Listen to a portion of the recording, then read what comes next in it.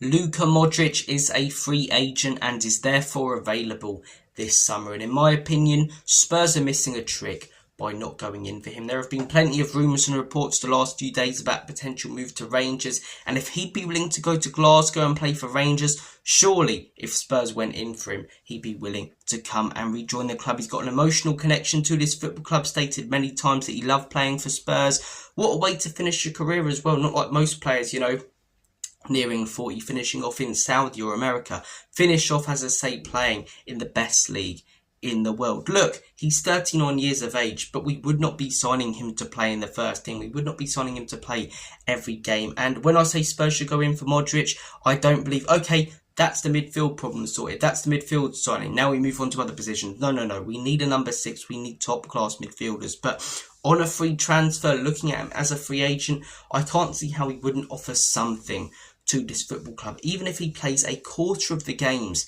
in the season, he's still got so much talent. He's still got so much to offer. And if you manage his fitness correctly, as I say, he could be an asset to any club. Watching him at Real Madrid, 39 years of age, he'll come off the bench in the 60th minute. Madrid might be behind. He won't do anything for 10 minutes, look pretty slow. And then he'll just pull out the best pass of the game that will lead to a goal. He's still so capable of being creative, being dangerous. And for me, he's one of the best midfielders I've seen in my life. I didn't see him when he was at his best at Spurs, or at least couldn't enjoy it. But at Real Madrid, winning Champions League after Champions League, La Liga after La Liga, he's got a winning mentality. He's been there and won stuff. And I think he'd be a great asset to any club. And I think if we come in for him, surely he joins us over Rangers. Surely he joins us over a Man United if they come in for him, or even a Man City. It's the perfect club for him to finish off his career, rotating in that Spurs squad in the Premier League, back at the club that he had a connection with and where he really made a name for himself. Now, I get that in 2008 in the Euros, that's when people really started taking notice. Obviously, we'd signed him beforehand, and Harry Redknapp said countless times that he's one of the best players he's ever seen, with a ball at his feet, technical ability, as I say, he's just so good.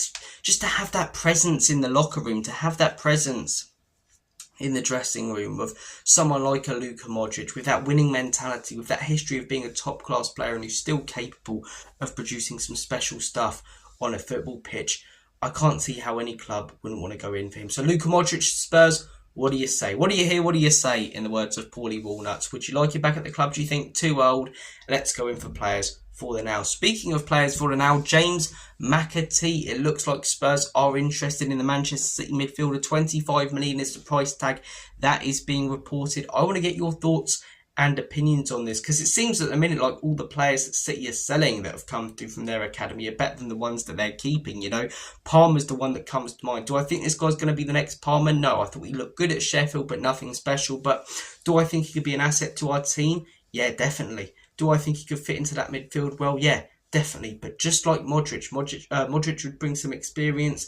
Mcatee could come in and be a good squad option. But I think the priority this summer has to be in first team quality. Last summer, when we were signing all those youngsters and people were getting excited, I said, I'm happy with us signing youngsters as long as we sign experience and quality, and most importantly, players that can come straight into the first team, start every game and improve us. And someone like a Modric, as great as he is, as much as I'd love him at the football club, wouldn't do that. Someone like a Mcatee, as much as I think it'd be a pretty good signing, wouldn't do that. So if we're going to sign players like this, players who come in with a winning mentality and experience, and young players who we can develop, we have to sign an Eze, an Mbeumo. I know Zubimendi's gone to Arsenal, but a player like that in the midfield, sign instantly the players who can come into the first team and improve us, because we made that mistake last summer and it led to what was a very, very poor Premier League campaign. So look, Mcatee, 25 million. Would you go in for him? Luka Modric on a free this summer, a free agent.